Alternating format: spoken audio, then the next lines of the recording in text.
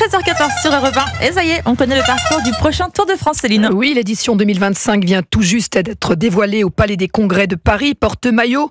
Où vous vous trouvez pour Europe 1, Antoine Bienvaux? Alors pour la première fois depuis 5 ans, le tracé sera 100% français, Antoine.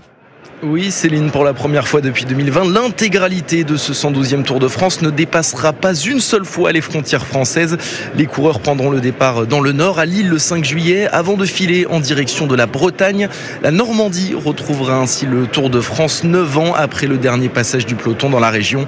Une première semaine qui ne sera pas de tout repos, c'est ce qu'explique Christian Prudhomme, le patron du Tour de France. C'est une semaine de pleine en faux semblant, parce qu'en fait il y aura dans la première semaine à Boulogne, à Rouen, à Vire, une succession de côtes. Je crois que Thierry Gouvenou, qui a tracé le parcours, n'a pas laissé de côté une seule ascension entre Lille et la Bretagne. C'est fait pour les punchers, c'est fait pour qu'il y ait de la course, pour que la course soit dense et belle, et c'est évidemment ça le plus important.